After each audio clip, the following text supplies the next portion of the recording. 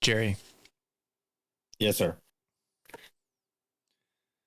so far, the best part of episode 1 is the cross-pollination of the communities that is about to occur. Put it on my story, and there's a lot of cannabis people that like fantasy football. Well, that's great. Yeah, lots. I'm excited. That's pretty damn cool. And there's also quite a few cannabis people apparently that also like bourbon, like we do as well. Yeah. So we've had a few new listeners this morning, yesterday. Welcome all. It's good to see you.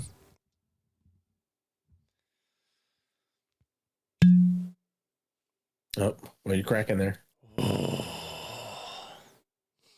This one is fantastic. Local one. For those watching on News Channel 4. This is called The Strath. It's from a local distillery called Stillhead. Strath is a liquor store, private liquor store, because, you know, government run shit here in Canada. This one's a private one, though, and they really do a great job of selecting different bottles. So this one was done directly for them. Brandon did a great job. It is the Iberian Cascadian. It's in a BC Rye and an ex Pedro Jimenez oak barrel. 58.4% by volume, sir. It's beautiful. It has an incredible sweetness on the nose. Oh boy. And taste too. It's a banger. Good job. Stillhead Distillery down in Duncan, British Columbia, Canada. Doing a good job. And now a bunch of my listeners need to try to go to Victoria and get to the Strath liquor store. Pick some of this up. Or just invite me over. I have about a third. We'll call it a third. Is that fair, Jerry? Yeah, I was gonna say it's about a third. That's where my head was. We could do it. Let me know, Gary. We'll figure it out, brother. Welcome to another episode of the Armchair Fanatics football podcast. I'm slowly getting that one. I'm still being careful. I'm making sure I don't fuck that one up. I'm waiting for it to happen, though. Jerry, how do you feel after the first episode? Do you feel like a new podcaster? Do you feel fresh? Nah, man. I just feel like all things are going to be great again. Things are going to be awesome. Like, I'm just happy football's back. We have a reason to get back on this thing and talk about it. And I'm just excited for that. I'm super duper excited for a couple of different reasons for today's show. We are going over the AFC North, and we're going to touch on the AFC South. We had giant quarterback news in the AFC North today. Cannot wait to talk about that. The AFC South is just a goddamn clusterfuck. I can't wait to talk about that. Jerry, we get to talk about football again. Yes! Let's do it. Let's fucking do it, man. Super stoked. Yeah. I keep having depressing chats about Jerry Jones lately, and it's really killing me. Here we go. I wasn't gonna bring it up. I was tempted to bring it up last episode, and I decided not to. I kind of was gonna let you take us there. I mean, I think over the last 4 seasons, everyone has a little bit of an idea about my thoughts of my franchise. Boy, is it bleak, though. Like, it's not even... I don't even think it's rude to say at this point that he just needs to die and the organization is going to be better. Like, I don't even think it's rude. It is just that is the problem of the franchise, is this old man who's just stuck in his ways and still somehow in the face of earth believes that he's the right one to be the general manager of the franchise. How? Like, how? How do you even? How? I don't understand that. Because this is continued failure, where it's going to end up costing us more. So it's going to cost us more for Micah Parsons because we've decided to dick around and wait till the last minute. CD Lamb costs us more money because we decided to dick around and wait till the last minute. Dak Prescott costs us more money because we decided to dick around and wait until the last minute. And now our backfield, number one in the depth chart, is Javonte Williams, Jaden Blue, and Miles Sanders.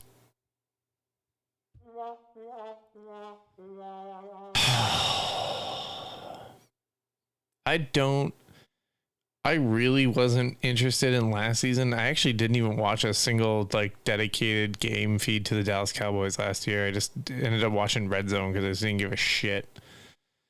And I think I'm probably going to take the same strategy this year. It was really frustrating. I have CD Lamb in one league, I think, too. And one of them I picked him up. Maybe I didn't. Hopefully I didn't. I tried to stay away from it.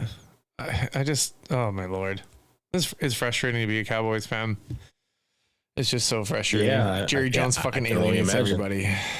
Everybody. He's quite a character, and I'm just gonna keep it real simple. I mean, it's that man. The reason why he does what he does and continues to do as general manager is because he's a fucking billionaire. And who the hell is gonna tell him otherwise?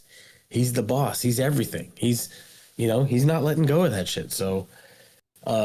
Yeah, until he is not breathing anymore or finally deemed unfit to run the organization, this shit's going to continue. So I'm sorry for you, man. As far as how you're watching football or how you have been watching football, I've been watching it like that for a long time. I'm genuinely excited to watch my team this season. I'd like to see some growth. I want to see some strides. I just want to see some improvements. And that's all I'm hoping for. And I'm not going to get into my team as much as you did with yours. I wasn't ready for that. That was nice. And I'm sorry you're going through it like that, but fuck the Cowboys. It is, We'll talk about it. We'll talk about it more in the last episode of our division breakdown. We're not here to talk about the AFC East. Let's go to the North.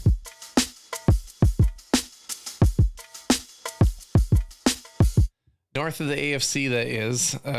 This is usually one of the most fascinating divisions in football, and it's going to be absolutely no different this year. We have two teams who are legit contenders, and we have one team that is has the most average, mediocre head coach on the face of planet Earth. And then we have, oh man, so excited.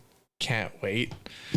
I wish I had the drum roll for it, but I don't. We have the classic Cleveland Browns. We end up looking like a monkey fucking a football out there. Who have just named Joe Flacco as their frickin' starting quarterback for the 2025 season.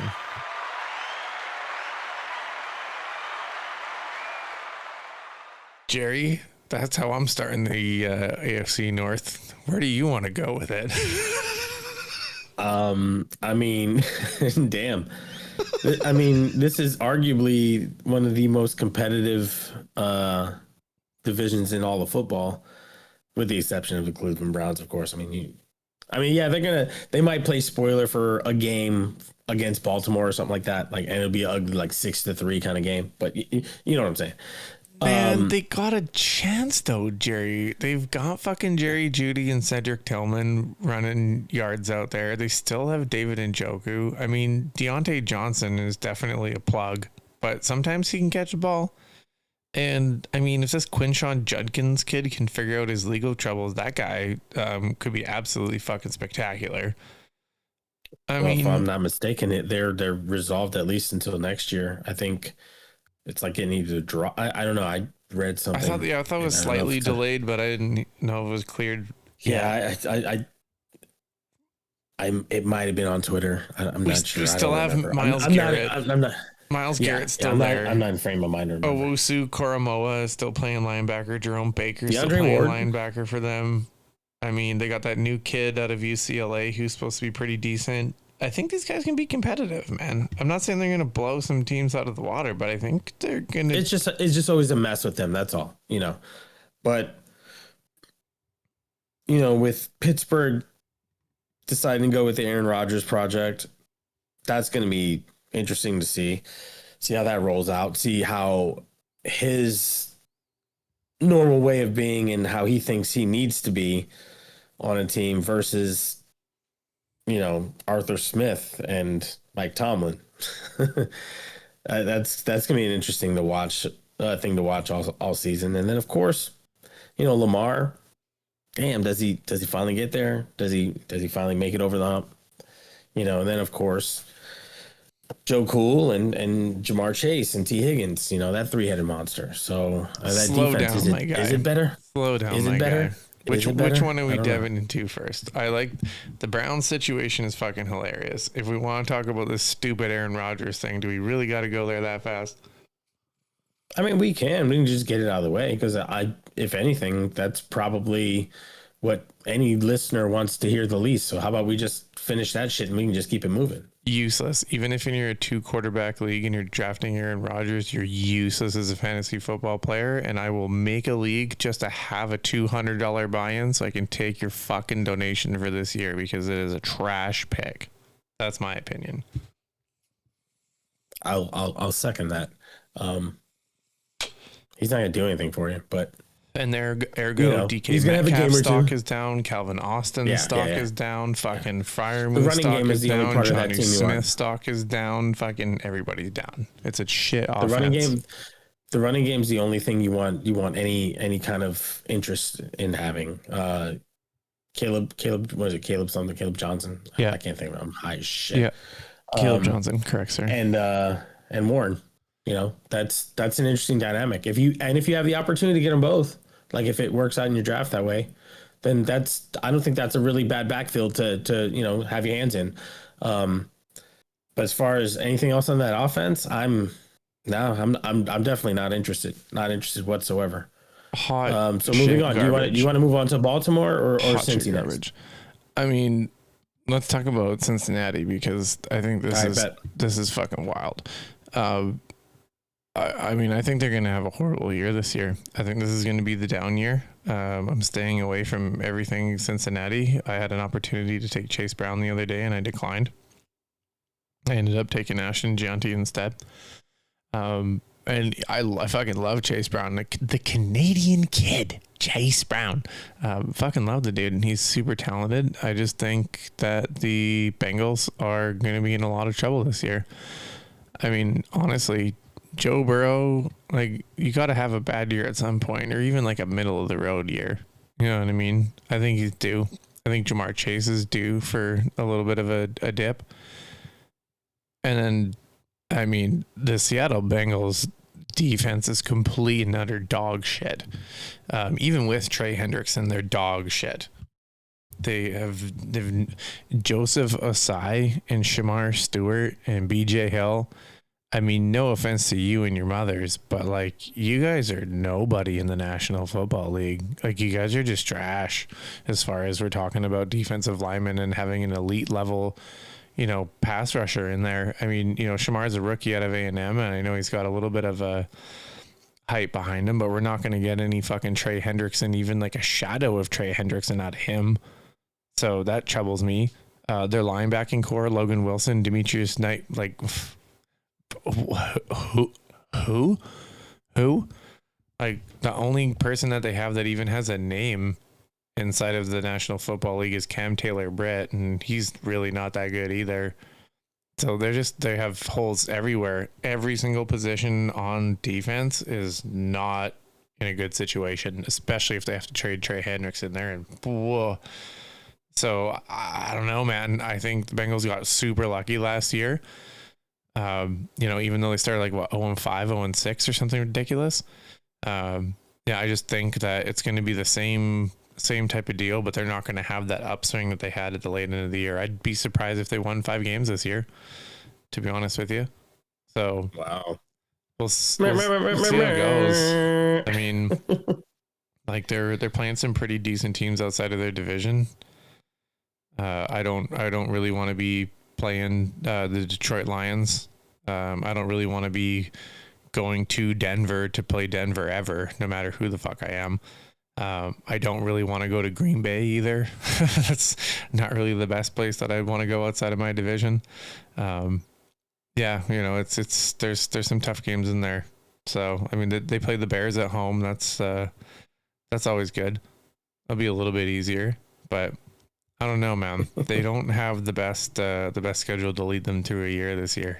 And, I mean, maybe their only saving grace is that they're playing Cleveland and Jacksonville to start off the year. Maybe, but I could easily see them losing both of those games. Wow. I mean, I'm not going to ever say that Burrow and Chase aren't going to be, you know, top notch, Top Gun. I'll never be brave enough to see it until it actually happens. And since it hasn't happened yet, I don't agree with you there. But hey, man, I mean, it is possible, and you're not lying about the defense. Defense is rough, man. It's rough. You pretty much dissected that entire defense. So I'm gonna leave it at that. That's nice. Moving on to Pittsburgh. Let's go to Pittsburgh next. Oh no, we already did that. Let's go on to Baltimore. Sorry, Lamar. Is this his year? Is he finally gonna get over the hump? Like, I mean, let's talk about Pittsburgh for 1 second. There's one person that I want to mention in the Pittsburgh Steelers who needs to fucking man up and like eat a bowl of fucking man sauce and fucking be a captain in the National Football League. Hey fucking hey Cam Hayward. I already know that you're a douchebag because you went to fucking Ohio State. But you need to fucking man up. You just signed one of the biggest contracts ever. And now you're bitching and complaining that someone needs to honor what you're worth and you need a new one? No, my guy. It doesn't work like that. You're fucking 36 years old. You're lucky you even got the fucking deal that you got. So fucking just play through it and man the fuck up. But don't fucking come through and say that you need a new deal right now. You're wow. Like, share what you're smoking, dude. That off-season herb that you got in that blunt is fire. You're being fucking disrespectful. And I honestly expect like better of you, especially when you're wearing a Pittsburgh Steelers jersey. You're supposed to have some sort of apparently there's supposed to be some sort of tradition and respect over there. That's the last thing that I heard. It's a rumor, I guess, at this point, because get your shit together, Hayward. All right, there's my fucking rant on the Pittsburgh Steelers. All right. Yeah. I like my defenders. You already know I like my defensive players, and I like when they're actually when they're good, and then all of a sudden they're going to shit in the end here with a shitty attitude. Fuck off. I was just gonna kind of segue and say, is Mark Andrews gonna have a decent year this year? I mean, yeah, he's still under 30. He hasn't hit that what some people think is like a magic number. I mean, Derrick Henry is 31, so that's going to be interesting because last year he fucking absolutely ran through the National Football League. If it wasn't for Saquon Barkley, that dude fucking best running back of the year by a mile. Mark Andrews should have a good year. I don't see why not. It's one fucking catch. It's over. It's one catch or one drop, as the case may be. And he's still one of the elite tight ends in the National Football League. You know, Isaiah Likely just hasn't been able to put it together at a consistent elite rate. He's had a couple of good pops here and there. And injured. He also, they like to give him hype and say that he's lining up with the wide receivers and all that bullshit, but I just don't buy it. I think the Baltimore wide receiving core is going to have a fucking feast this year, though. I'm huge on Zay Flowers this year. I'm trying to pick him up in every single fucking league that I have. Because he's just available down there. It's great. Rashad Bateman. I mean, as long as he can stay in healthy, he's not too bad. DeAndre Hopkins is still only 33 years old. I know a lot of people give heat to DeAndre Hopkins, but he's only 33 years old. And for any short-term memory, folks, there is a guy named Devontae Walker who is playing for the Baltimore Ravens. and that dude can fucking run a 40 like no one's business.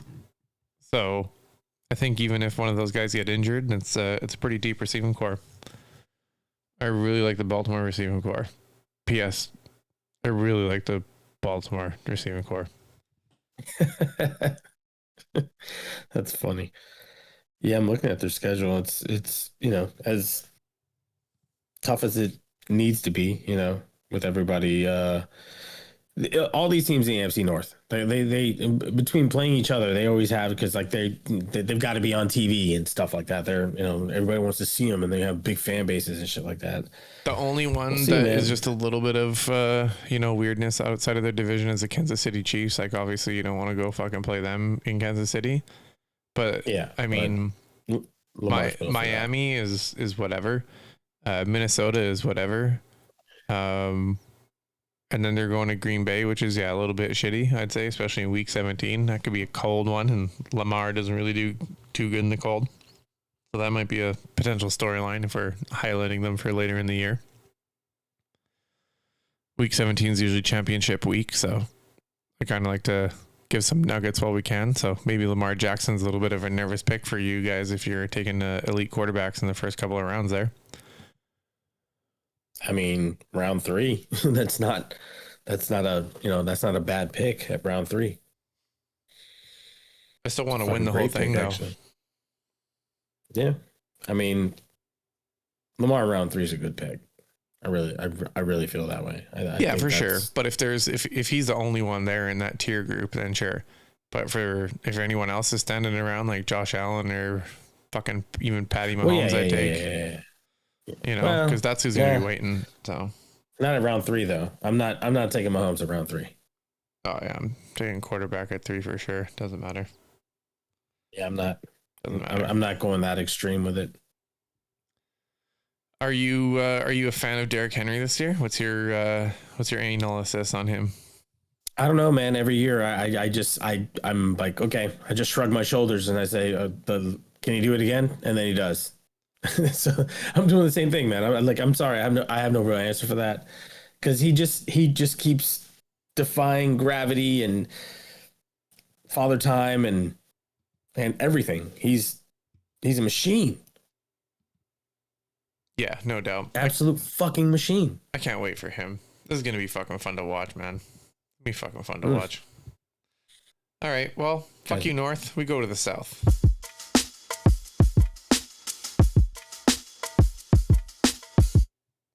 So, like, I know we were pretty horny over Cam Ward yesterday, but like they're not going to compete, right? Like it's like the Texans' divisions to lose, right?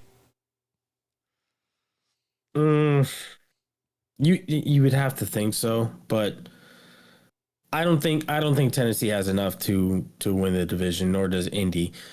I do think Jacksonville could be the sneakiest of those 3. With that analysis right there, do you just have to? So are you're saying on the record here on the Armchair Fanatics football podcast that you don't have any faith as a New York Giants fan in Daniel Jones leading the Indianapolis Colts? Wow. I was like, where's he going with this shit? Oh God. Forget about him? Did you forget about Danny Dimes, baby? How could you? He led your team to excellence for the last ever. Yeah, I forgot about Dre. I'm just saying. Whatever. So I'm shocked. I'm shocked in your lack of enthusiasm for the Indianapolis Colts. Oh, weird. Get the fuck out of here with that, okay? I don't know. I agree it's Houston's to lose, and I feel like the team that has the best chance to give them a problem is Jacksonville. I don't know why. It's just a gut. I think I like Liam Cohen a lot, and I think he has some tools there where he can make that offense do some things. That is, if Goldilocks over there really learns how to play quarterback. I was gonna say, so you're telling me that you got faith in sunshine? Yes, that the sun will shine. Yes, I have faith that the sun will shine. You missed that one? I don't Remember the Maybe. Titans quarterback, Sunshine? Trevor Lawrence looks like Sunshine from Remember the Titans. Holy shit. No, I don't remember that. Jesus Christ. We'll I'm not- we'll look that I'm up. old, but we'll I'm look not. that, yeah, we'll look that up behind the scenes afterwards. Listen, I know it's Denzel Washington and all that shit. I'm pretty sure no. our entire viewership though got that joke, so that's okay. Don't worry. You can Cool. continue. Good for you fucking guys. I didn't. All right. So what? Fuck off.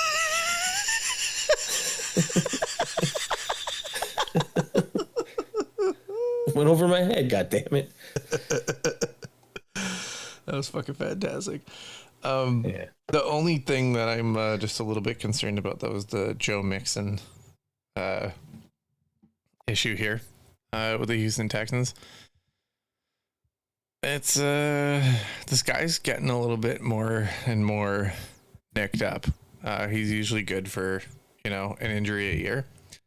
And it does not warm the cockles of my heart that he is starting out this year of his 29th year injured. That doesn't usually bode well for the running back crew. So do you know who that puts number one in the depth chart? The chubby one. Puts Nick Chubb. Nick fucking Chubb.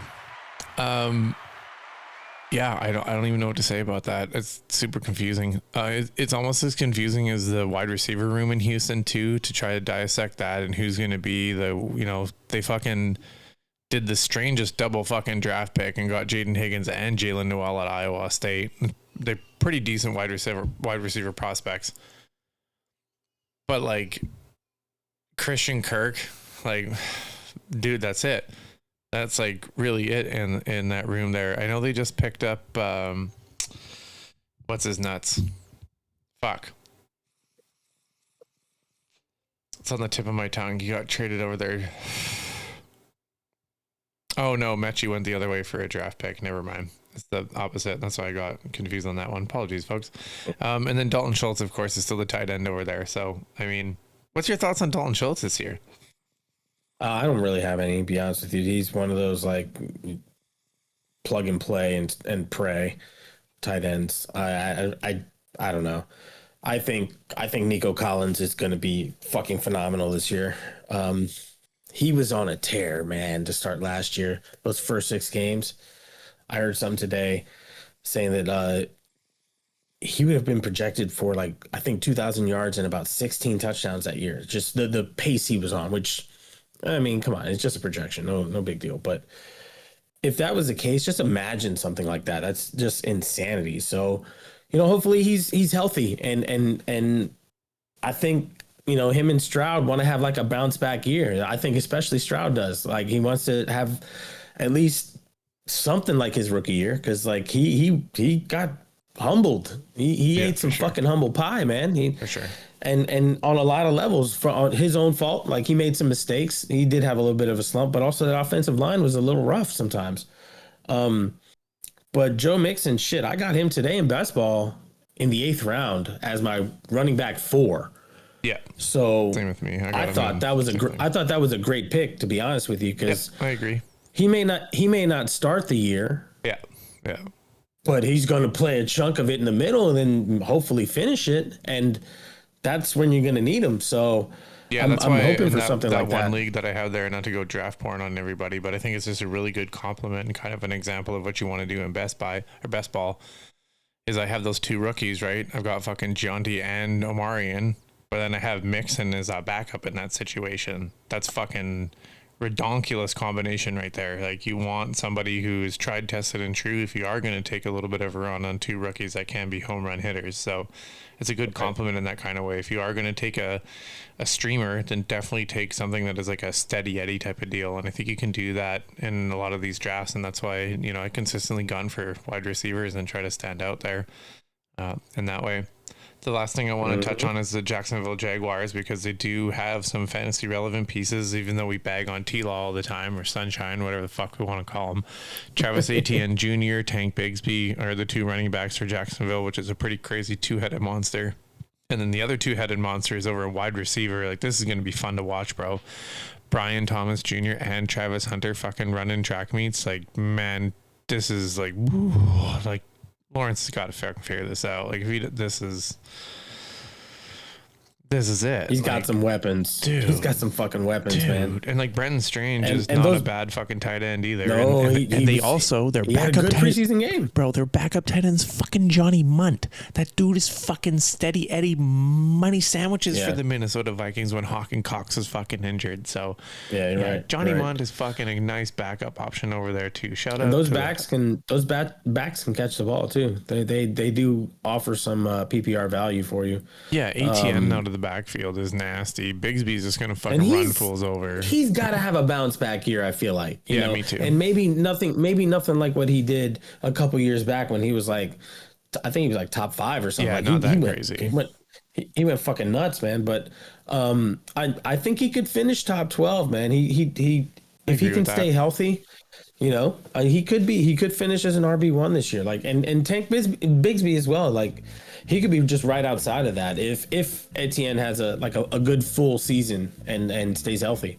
I think that's a really, really interesting team offensively. I think there are some pieces there, and there's a lot of value you can get in middle rounds for RB2s, wide receiver 3s, 4s, things like that. I